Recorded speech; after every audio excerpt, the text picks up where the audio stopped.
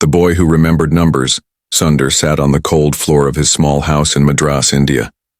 His younger brother slept beside him, their shared mattress thin and worn. The room was dark, lit only by the faint glow of a street lamp outside. His father, Raghunatha Pichai, an electrical engineer, had just returned from work, bringing with him stories of circuits and machines. Sundar listened intently, his eyes wide with wonder. From a young age, Sundar exhibited an extraordinary memory, especially for telephone numbers. He could recall every number dialed, every sequence, with uncanny precision. His parents noticed this gift but lacked the means to nurture it fully. Still, they emphasized education, believing it was the key to a better life. At school, Sundar was quiet, often lost in thought. He excelled in science and mathematics, subjects that came naturally to him. His teachers recognized his potential, encouraging him to aim higher. Despite financial constraints, his family supported his ambitions, sacrificing comforts to buy books and pay school fees. After completing his schooling, Sundar secured admission to the prestigious Indian Institute of Technology, IIT, Kharagpur, where he studied metallurgical engineering. His dedication earned him a scholarship to Stanford University in the United States, a turning point in his life. Leaving his family behind, he embarked on a journey filled with uncertainty and hope. At Stanford, Sundar faced cultural shocks and financial hardships. He missed home-cooked meals, familiar faces, and the warmth of his family. Yet, he persevered, driven by the desire to make his parents proud. He completed his master's degree in materials science and engineering, followed by an MBA from the Wharton School at the University of Pennsylvania. His professional journey began at Applied Materials and later at McKinsey & Company. In 2004, he joined Google, where he led the development of key products like Google Toolbar and eventually Google Chrome. His leadership style, marked by humility and a focus on collaboration, earned him respect within the company. In 2015, Sundar was appointed CEO of Google, and later in 2019 CEO of its parent company, Alphabet Inc. His rise from a modest background in India to leading one of the world's most influential tech companies is a testament to resilience, humility, and the transformative power of education. But the journey was far from over. As Sundar prepared for a significant meeting with Prime Minister Narendra Modi, he couldn't help but reflect on his past. Little did he know, this encounter would challenge his values and test his commitment to the principles that guided his life. The unexpected question. The day was hot, even by Delhi standards. The kind of heat that clung to your skin and made the air feel thick, like a curtain you had to push through.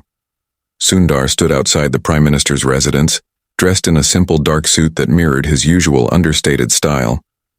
He wasn't the type to seek attention with bright colors or loud words, yet today every camera was pointed at him, every flash a reminder of how far he had come. But Sundar wasn't thinking about the cameras.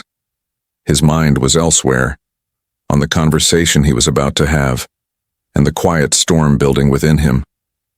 Inside, the air was cooler. Not just because of the air conditioning, but because of the weight of the place, the history in its walls, the decisions made here that shaped the lives of over 1 billion people. Sundar followed a protocol officer through long, silent hallways, each step echoing louder than the last. He thought of his mother, who used to light a small lamp every morning before he left for school, whispering prayers into the flame. He thought of his father's tired eyes and the way they lit up whenever Sundar brought home good news. These memories didn't make him nervous. They grounded him. Prime Minister Modi was already seated when Sundar entered the room. He rose to greet him, his expression unreadable but his handshake firm and respectful. There were cameras earlier, yes, but now it was just the two of them, along with a translator and a few aides. The room was quiet. Too quiet. Sundar ji, Modi said, his voice low but clear. You've made India proud. Sundar nodded, offering a humble smile. Thank you, sir. I stand here because of the people who believed in me when I was nobody. He meant every word. Modi studied him for a long moment. Then, unexpectedly, he looked down at Sundar's hands. His eyes didn't just glance, they lingered. It was the kind of look that made Sundar's spine stiffen, not from fear but curiosity. "You have the hands of someone who remembers," Modi finally said. "Not just ideas or codes, but people." Sundar blinked. He hadn't expected that.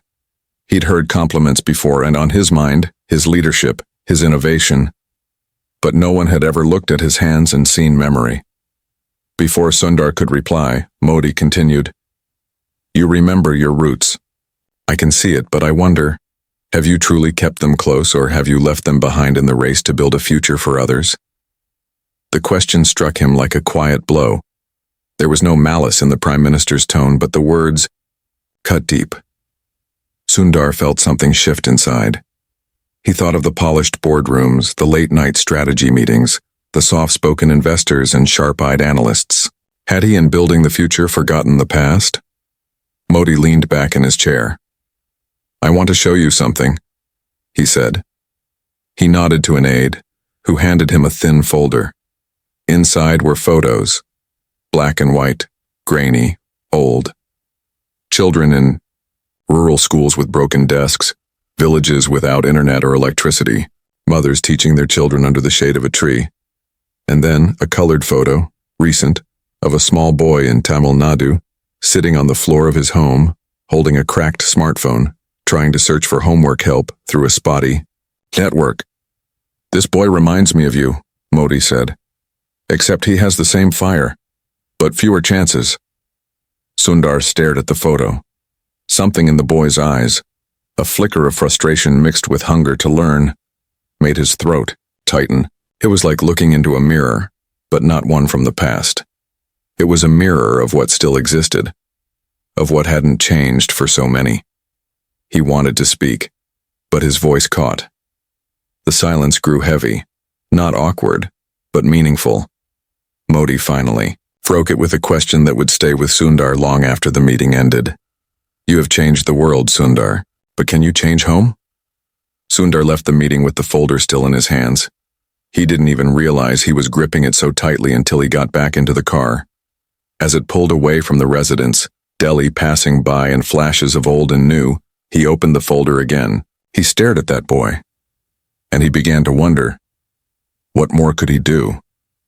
His phone buzzed. A message from Google's legal department. Something urgent.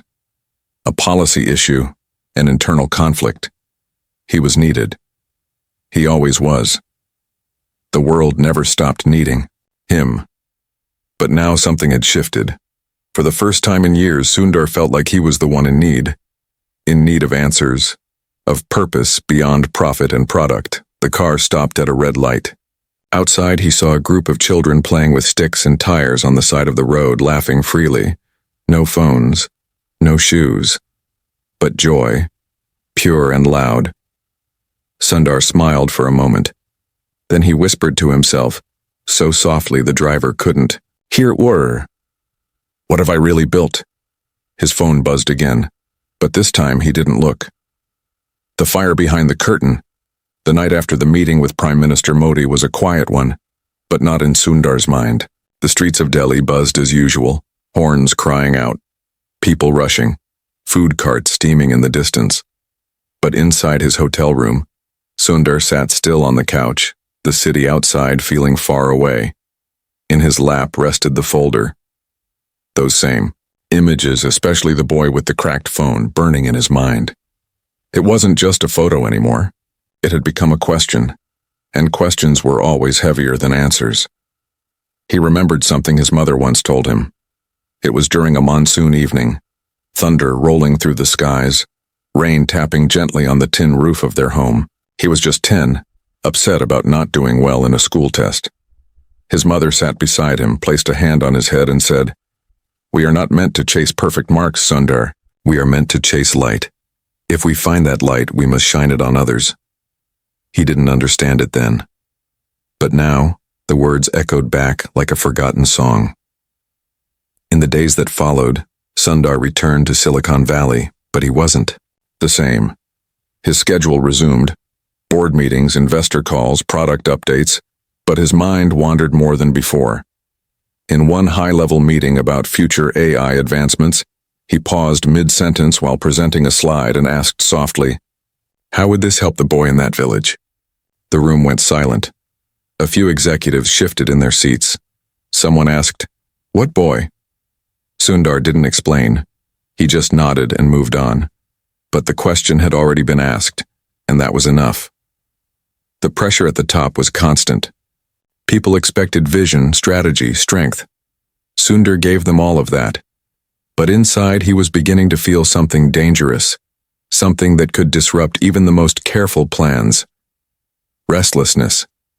Not the kind that comes from burnout, but the kind that comes from knowing the fire inside you is meant for something more. It was the same fire that had pushed him through the slums of Madras, through the halls of IIT, through the lonely nights at Stanford when he had no money for a phone call home.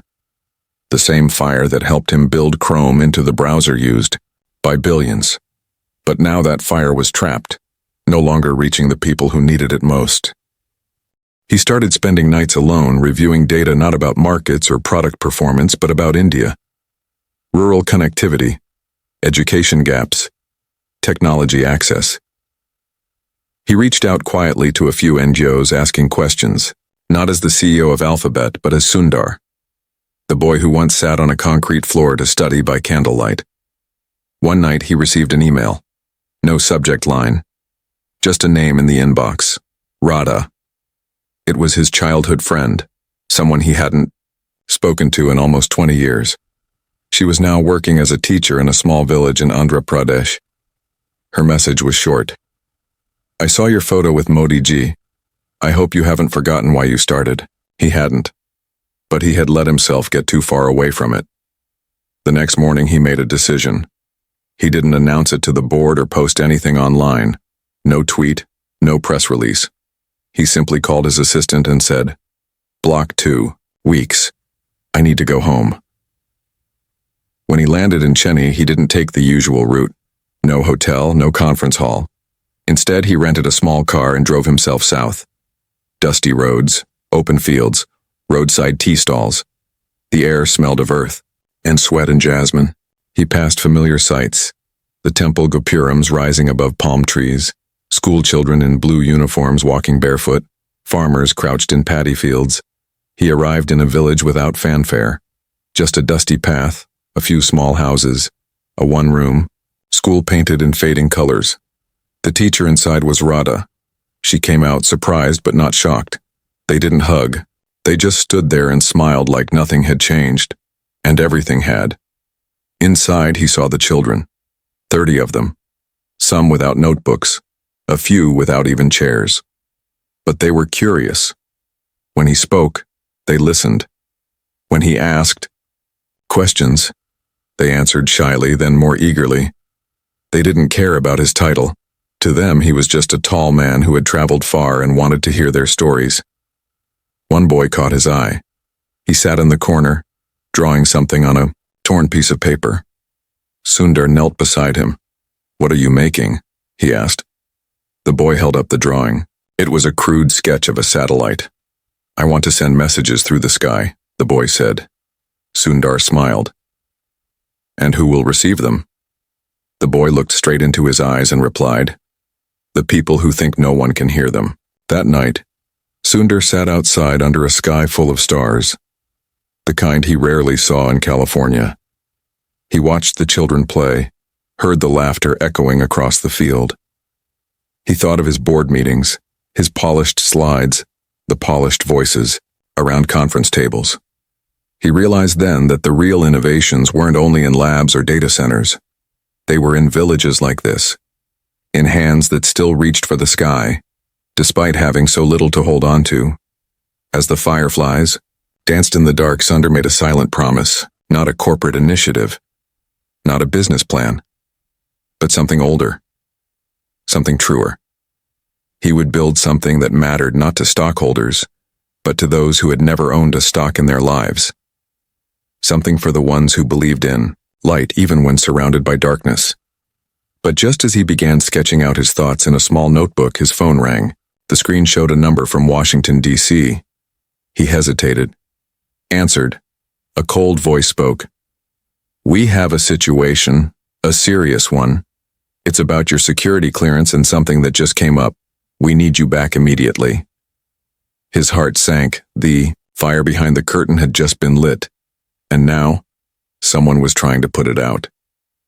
The call from Washington. The call ended without ceremony. No explanation, no warmth. Just a direct instruction that pierced the calm of the Indian village night. Like a siren in the fog, return to the U.S. within 48 hours. This is not optional. Sundar sat in the stillness that followed, the phone still pressed to his ear, though the line had gone cold. Around him, the night had deepened. The laughter of children had faded into soft murmurs and eventually into silence. Only the distant hum of crickets remained. Above, stars blinked in their ancient rhythm, untouched by politics, pressure, or power. But Sundar was no longer staring at the stars. His eyes were on the dirt beneath his feet, his thoughts tangled in the voice he had just heard. The man hadn't introduced himself, but Sundar recognized the tone. It was the voice of someone who didn't request, he commanded. For a long time, Sundar didn't move. The village was sleeping, the world was quiet. But inside him, a storm had begun. 48 hours. What could change in 48 hours? He stood slowly brushing the dust from his trousers. He glanced once more at the school building, the cracked walls, the handmade posters on the windows. He thought of the boy with the satellite drawing, and Radha, who had chosen to return and teach instead of climbing corporate ladders. He had come here searching for something, and he had found it. But now it was being pulled from him, torn by a force he didn't understand yet. The next morning, he didn't leave. Instead, he walked the village. He spoke with elders under banyan trees, sat with farmers drinking thick filter coffee, and visited the homes of students who had little, but gave freely: a mango, a smile, a story. Sundar wasn't an outsider here. They didn't treat him like a CEO. They treated him like a cousin who had finally come back from the city, tired, but still one of them. And in those few hours, he felt more clarity than he had in years of executive decision-making. But then came the second call. This time, it wasn't a warning. It was a threat buried under the polish of diplomacy. There are concerns, Sundar. International data policies, compliance issues, and your recent interests in certain Indian education reforms have raised eyebrows. If you don't return, immediately we cannot guarantee the stability of your position at Alphabet. He stared at the phone, the words ringing louder than they should have. It wasn't just a policy issue. This was something deeper, something political, and he was caught in the middle. The next day, he boarded a plane. The village was still waking up when he left, the children still rubbing sleep from their eyes, unaware that the man who had promised to return soon might not be allowed to. Radha stood at the gate, arms crossed, not saying a word.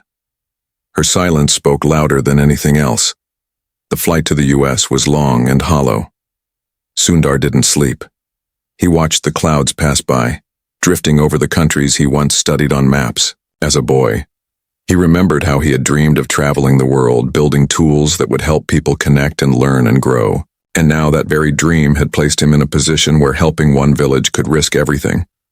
When he landed in San Francisco, the sky was gray. Cold winds, unfamiliar silence. His car was waiting. A black SUV with tinted windows and a driver who didn't speak. Not a word during the entire drive back to his house. Just the sound of tires on wet asphalt. At home, his assistant was waiting. There's a scheduled briefing with federal officials tomorrow morning. Legal is already involved. The board is concerned. Sundar didn't ask questions. He just nodded. That night he opened his laptop. Not to work. Not to catch up on emails. But to write something. Something personal. He wrote about the village. About the children. About the boy with the satellite. He wrote about Radha. About the promise he made. To the sky and the fire he felt light up inside him again. It wasn't a public letter. It wasn't a press release, it was a confession, not of guilt, but of purpose. He saved the file under a name that only he would recognize. Light in the dust. The next morning, Dressed in the same dark suit he had worn to meet the Prime Minister, he walked into a secure government building in Washington. The room was white. Too white. No warmth, just fluorescent lights and cold faces. They asked him questions. Too many questions. Why were you in that village? What are your intentions with this new education initiative? Have you shared any sensitive product plans with non-approved partners? Are you planning to relocate any resources to India? He answered every question calmly, but inside, something was boiling. Not anger. Something quieter, like disappointment wearing a suit. One official leaned forward and said, "We admire your story, Mr. Pichai. You're an immigrant success story, but you must understand, with great power comes even greater surveillance." Sundar looked at him, the words twisting in his mind. Not responsibility. Not impact. Not opportunity. Surveillance. The meeting ended with vague reassurances. Nothing confirmed. Nothing denied. But the message was clear. He was being watched now. More closely than ever. And every step toward something human was being measured against something political. Outside, it had started to rain. Soft but steady. As he walked toward the car, his phone buzzed again. This time it was a video. Radha had sent it. He opened it. It was the boy, the one who had drawn the satellite, standing in front of the blackboard, holding up a piece of paper, a new drawing. This time it was a rocket. Beneath it, in shaky Tamil script, he had written, "For Sundar Anna, go as high as you can, but never forget to land back." Sundar watched the video again, and again. And then for the first time in weeks he smiled. But it wasn't relief. It was resolve. He had flown too high for too long, and now it was time to come back down. Not to stay grounded, but to lift others, even if it meant risking everything. The exile within the empire the following weeks moved like water through a cracked pipe, quietly, uncontrollably, with a pressure that never let up. Sundar returned to work, but everything felt different now. The campus looked the same, polished glass buildings under the California sun, young minds moving fast, coffee cups in hand, endless conversations about innovation, yet there was a weight in the air, a silence behind the smiles that no one dared name. He could feel it the moment he stepped into the office. Not because someone told him directly, but because the air around him had changed. Meetings were shorter, updates were more guarded. Eyes looked away quicker. People still called him Sir or Sundar with the same respect, but there was a new caution in their tone, like they were waiting for something, or avoiding it entirely. He was still the CEO. Nothing had been taken from him on paper, but something invisible had begun to close in, like an empire slowly pushing its most valuable general to the edge, without a single shot fired. His days were packed, but none of it felt real. Decisions were made. Features were approved. Strategies were revised. Yet through it all his mind kept drifting. Back to the village, the school, the boy with the satellite drawing. He thought of the promise he had whispered under the stars and how far away that moment now seemed. One morning, in a meeting about global expansion strategies, someone from the board asked a pointed question. "Are we prioritizing the right countries for market growth?" Sundar replied without hesitation. "We should be looking at India not just for market growth, but for infrastructure transformation. The future is not just digital, it's local, inclusive, and deeply human." There was a pause. Another executive spoke. "With all due respect, Sundar, there are concerns about how our outreach in India is being perceived, especially your direct involvement in community initiatives. We need to focus on scalable, revenue-aligned innovation." Sundar smiled slightly. "What's the point of scale if it forgets the faces it was meant to reach?" The room fell, silent again. Later, someone from legal gently warned him, "They're documenting everything now." He nodded. He already knew. That night, he couldn't sleep. He walked through his house in Palo Alto, the one he had bought years ago after becoming CEO. The walls were covered in art that once made him feel inspired, the shelves lined with books he no longer had time to read. He passed by a photo of his family, his wife and children smiling on a vacation from years ago. He stopped and stared at it. He wondered, when had he become a symbol more than a man? In the morning, he opened the file again, light in the dusty text. He read the words he had written. They still burned with truth. But now he added something new. He wrote about silence. Not the peaceful kind, but the kind that follows when the machine you helped build begins to turn its gears against you. He wrote about how easy it is to lose yourself in the noise of success. How systems reward compliance, not courage, and how even the highest office in the most powerful tech company can feel like a prison when your purpose no longer aligns with its direction. And then, he made a decision. Not the kind you announce, but the kind you live. He began to shift his time. He attended fewer public events, gave fewer interviews. In his calendar, more time was quietly blocked off under vague labels. But during those hours, he wasn't resting. He was rebuilding. He reached out to trusted engineers, people who understood the heart of innovation, not the gloss, the grit. He formed a small team, off the radar, off the record. He gave them a goal, to design a platform that could function offline, using minimal data, yet still deliver high-quality learning content to rural areas. Smart, light, resilient, and most importantly, accessible by any child with even the simplest device. He didn't fund it through Google. He used his own money.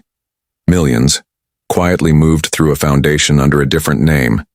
He worked at night, alone sometimes, or with a few others, in rented spaces away from the cameras. And slowly, the platform began to take shape. Not a flashy app, not a billion-dollar pitch, just a simple, powerful tool. Code stitched with intention. Meanwhile, inside Google, the tension rose. Someone leaked internal memos. The press began to speculate. Articles emerged. Is Sundar Pichai stepping back? Internal disagreements at the top. The CEO with one foot out the door. He didn't respond. He didn't need to. But then came the email from the board. Short. Clinical. We believe it may be time to discuss a transition plan. That was it. No anger. No accusations. Just a message wrapped in politeness. A signal of exile. Served not with fire but with frost. He read it once, twice. Then closed his laptop. Outside his window, it had started to rain again. Not the loud kind. The soft kind. The kind that falls without warning, without sound, and changes the shape of the earth one drop at a time. He sat down and wrote one more line in his file. Even if the empire forgets me, the village will remember. He hit save. And then for the first time in a long time, he felt light again. He wasn't stepping back. He was stepping into something bigger, and the world wasn't ready for what was coming next. The voice that moved the world. It had been 3 months since the quiet exile. Sundar no longer sat at the head of long glass tables, no longer reviewed fiscal reports or received carefully edited talking points from comms teams. He wasn't flown by private jets to economic forums or asked to comment on the future of AI during tech summits. For most of Silicon Valley, he had become a shadow, still respected but no longer central. Just another name in the headlines they moved past. But for the children of 100 villages, he had become something else. A whisper of change, an invisible presence that started to move like wind through dry fields, silent, unseen, but unmistakably real. The platform his team had built. It didn't have a flashy name. It didn't trend on Twitter. It wasn't announced by a celebrity or launched at a product event. Instead, it arrived in the hands of school teachers like Radha, delivered through USB drives, shared via Bluetooth, sometimes loaded onto refurbished tablets. The children called it kaatru. Wind because they said it came from nowhere, and yet it brought everything. Lessons in their own language. Videos that didn't buffer for hours. Interactive tools that didn't need fast internet. Stories that reflected faces like theirs. brown, barefoot, dreaming, all powered by algorithms that didn't track them or sell them anything, just taught them. The pilot program started with 5 villages, then it spread to 12, then 30. By the end of the year, it had reached over 200 schools across India, and then quietly into Nepal, Sri Lanka, parts of Africa. Always under the radar, always delivered through quiet channels, sometimes with no attribution, no name attached. The media still didn't know, and Sundar didn't tell them, because it was never about being seen. It was about seeing others. But the world doesn't stay quiet for long, not when something pure begins to ripple across its surface. Journalist in Tamil Nadu, a local woman named Meenakshi, began to investigate. She wasn't from a big network, just a regional paper. But her nephew used the platform at school and she wanted to know where it had come from. Her article was simple, soft-spoken, but it struck a chord. The wind that came with no name. That was the headline. Within days, it spread. Questions followed. Speculation began, and then an old photo surfaced. Sundar in the village school kneeling beside a child, looking at a drawing of a satellite. The internet lit up. News outlets tried to reach him. Some praised him. Some questioned his motives. Some accused him of stepping away from global influence to chase local nostalgia. And then came the real moment, the one no one expected. A letter from that same child, now 12 years old, was posted online by Radha, handwritten, in Tamil. It read, "Dear Anna, we still remember your promise, we are learning, and we are not afraid anymore." The post went viral, and something shifted. Across the world, people began to ask deeper questions. What is innovation if it doesn't reach those without power? What is leadership if it forgets its beginning? And what if the future didn't belong to the loudest voices in the room, but to the quiet ones who listened? Within weeks, kaatru became a symbol, not just of technology, but of dignity. CEOs began to mention it in speeches. Educators called for it to be adopted widely, and people who had never heard Sundar's name before suddenly knew it, not because of what he had built, but because of who he had remembered. Then came the invitation from the United Nations. They wanted him to speak, not as a CEO, not as a technologist, but as a storyteller. The day of the speech, Sundar stood backstage, wearing no tie, holding no notes. His hair was a little longer now, his face calmer. In front of him sat world leaders, diplomats, activists, journalists, all waiting. When he walked to the podium, there was no applause, just silence. He looked out over the crowd, then down at the photo he had carried in his jacket pocket, the boy's drawing of the satellite. He took a breath. And then, in a voice steady and soft, he began. When I was a child in Madras, my family didn't have a refrigerator. We didn't have a phone, but we had something that mattered more than any device. We had belief. Belief that learning could lift us, that kindness could shape us, that technology, if built with love, could reach even the most forgotten corners of this world. The room remained still. He continued, I have spent most of my life building things meant to connect people.